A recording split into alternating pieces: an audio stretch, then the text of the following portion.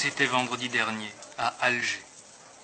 Ces 4 soldats n'ont pas été tués par des Marocains, mais par leurs frères de Kabylie. Des Djounouds ont été tués par des Djounouds, par ceux qui, un an seulement après la Révolution, accusent Ben Bella de n'avoir fait cette révolution qu'à moitié, et qui répètent la sentence célèbre « Ceux qui font les révolutions à moitié ne font que creuser leur propre tombeau ». À l'heure où l'Algérie entière est mobilisée contre l'ennemi marocain, ces 4 morts sont, comme le dit l'inscription figurant sur la couronne déposée par Ben Bella, ils sont les martyrs de l'unité.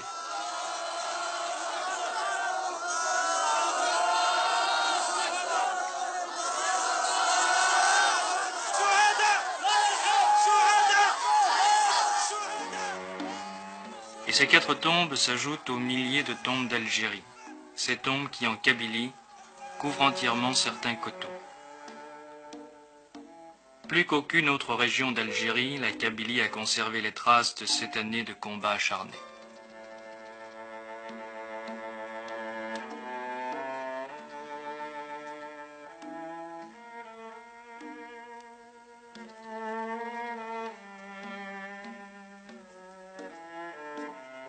Et c'est dans ce bastion imprenable, dont les 200 000 hommes du général Chasles n'ont pu venir à bout, que les hommes de l'ex-Wilaya 3 ont repris le maquis.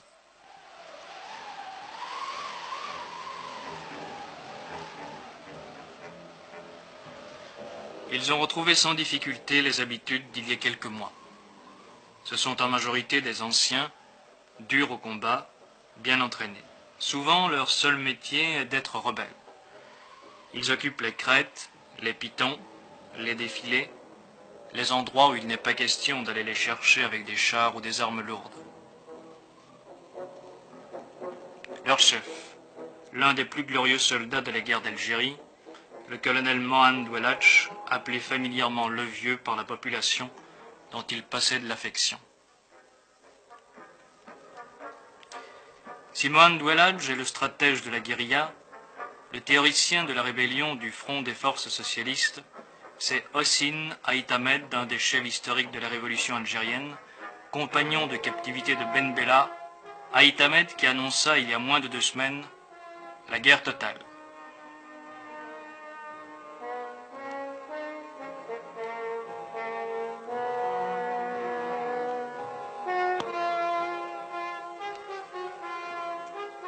La résistance a commencé. C'est la résistance populaire et c'est la résistance individuelle. Nous avons dit qu'il n'est pas question pour nous, qu'il n'a jamais été question pour nous de faire sécession territoriale.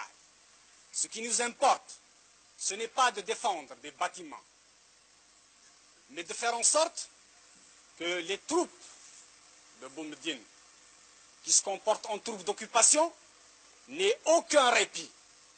La stratégie militaire que nous avons arrêtée, il n'est pas question de la dévoiler. Mais elle est fondée sur la défense en profondeur. Elle est fondée sur la guérilla. Les troupes de Boumediene ont été harcelées sans répit par les nôtres. Maintenant, il vous appartient à vous, à nous tous, de continuer la résistance. Il leur est impossible de tenir plus d'1 mois parce qu'ils n'ont pas de finances, parce qu'ils n'ont pas de puissance, parce que hier, dans la nuit, ils ont été attaqués par nos troupes à Médéa et vous avez dû l'apprendre par la radio.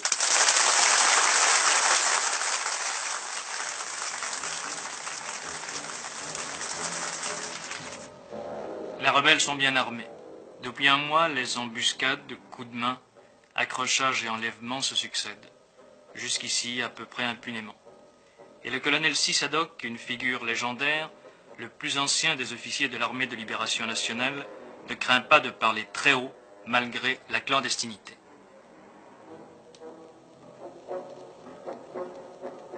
Nous nous sommes opposés à M. Ahmed Ben Bella. Ce monsieur ne pense qu'à sa personne. Il prétend faire du socialisme, mais il s'est basé sur le socialisme de Gamal Abdel Nasser. Il crée une classe pour brimer le reste du peuple.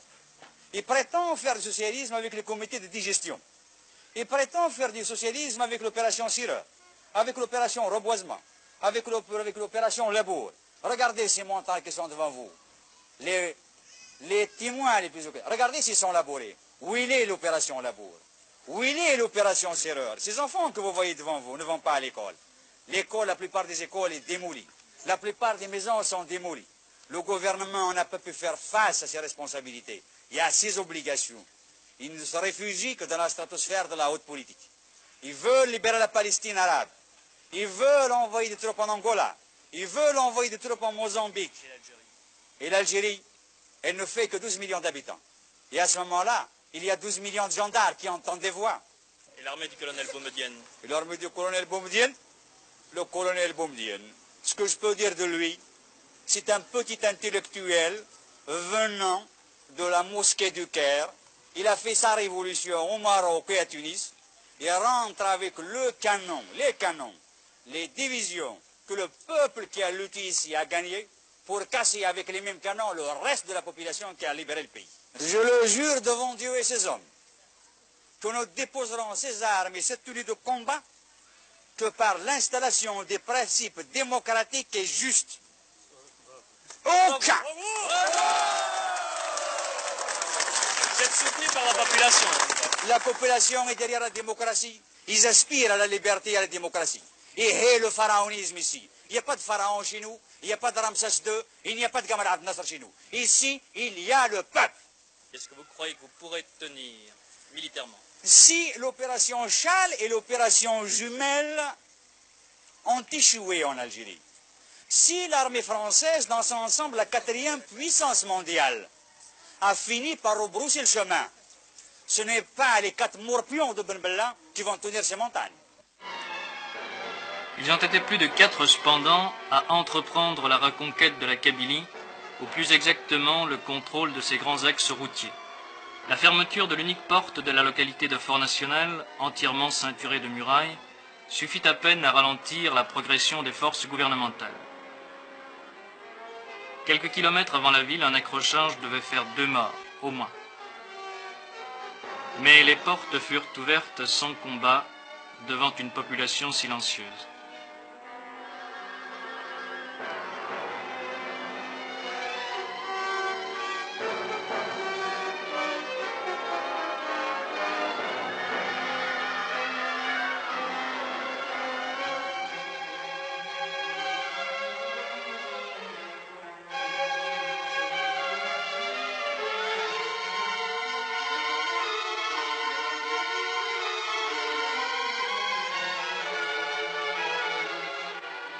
Ce fut une drôle de guerre, où certaines scènes rappelaient invinciblement la guerre d'Espagne. Depuis Fort-National, la progression devait se poursuivre sur la route principale qui traverse la Kabylie, de part en part, sans qu'un seul coup de feu soit tiré. Les rebelles attendaient leur heure.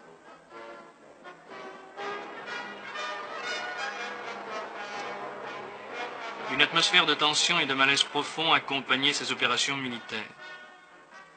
Ce n'est pas sans problème de conscience qu'une armée, aussi profondément politisée par 7 années de guerre, entreprend la conquête de son propre territoire.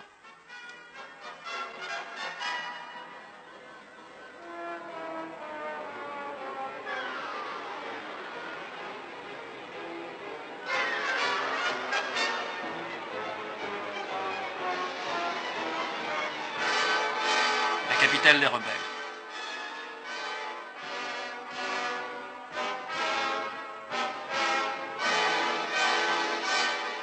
À Aïn el-Hamam, autrefois Michelet, les troupes furent accueillies, selon les termes du communiqué gouvernemental, par l'enthousiasme de la population. Était-ce la fin pour le commandant Seliki Tayeb, député à l'Assemblée nationale, adjoint au colonel Mohamed Ouelach? C'est le commencement. Vous êtes là pour constater vous-même sur le terrain ce qu'il en était, parce que pour nous, exactement, ce n'est pas la reprise de Aïn el-Hamam, ni de Fort-National, ni d'Azazga. La lutte, pour nous,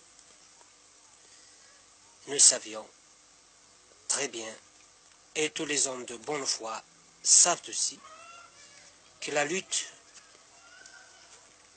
il n'est même pas commencé. Commencé politiquement, mais militairement, il n'est pas commencé. Or, si on entend la radio, la propagande et des discours, il n'y aurait même pas de ce mouvement, de ce soulèvement, il n'y aurait même pas de mécontentement parce que tout va bien depuis toujours. C'est le paradis, c'est le miracle, et alors il n'y aura pas de mécontentement, rien du tout. Donc militairement, la perte des grands axes de communication... moi je vous dirais en toute franchise, militairement nous ne vont pas encore commencer.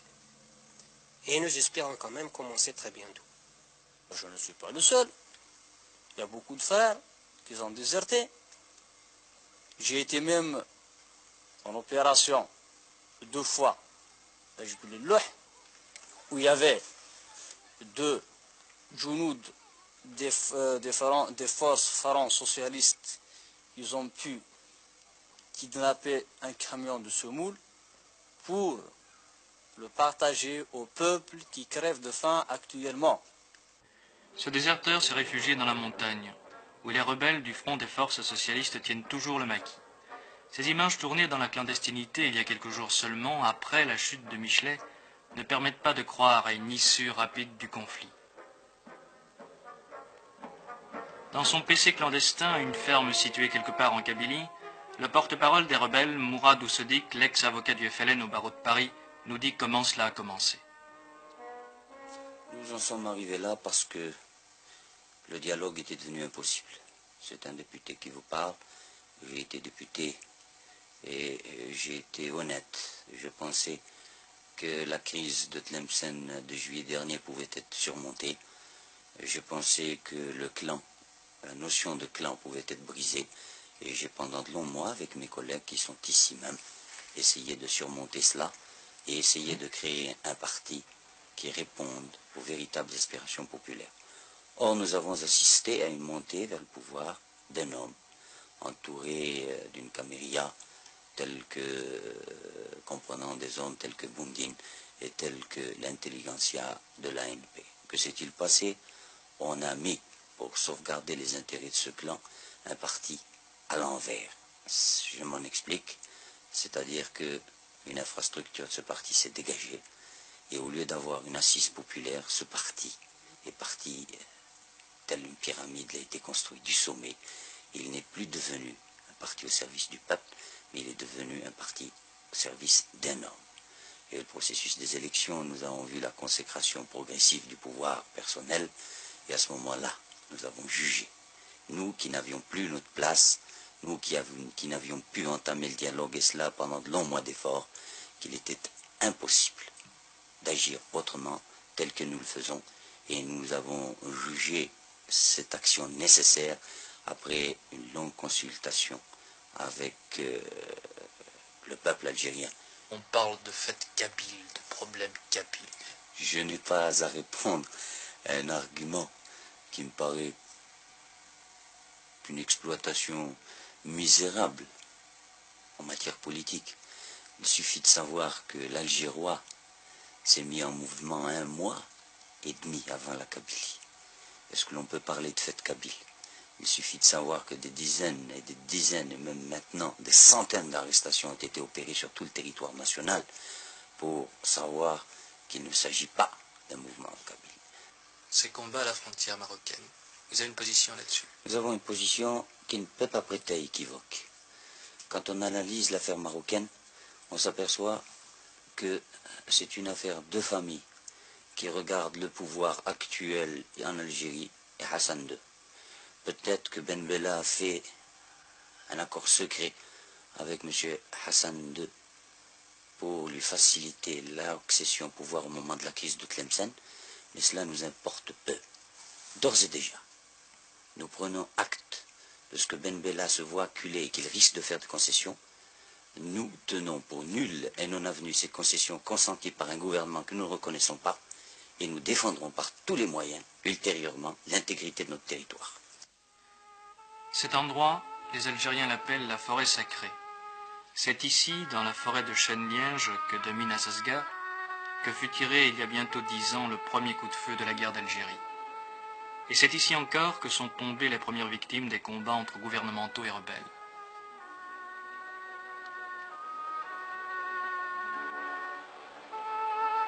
Il y avait cependant beaucoup de raisons pour que l'on ne reprenne pas les armes. Alors c'est la tombe de votre fils ici? Oui, c'est la tombe de mon fils, oui, mon fils.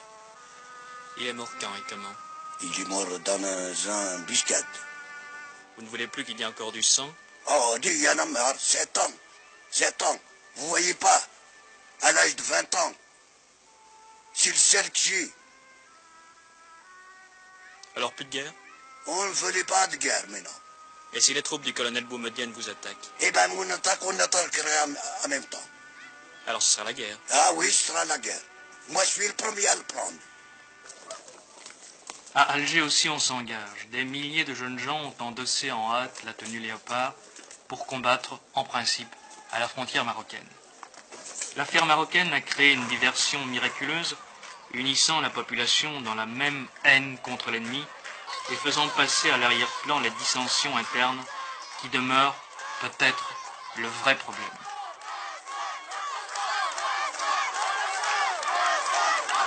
Quand la patrie est en danger, l'appel à l'unité est une vieille formule toujours efficace, et on part au front avec le sourire et la fleur au fusil.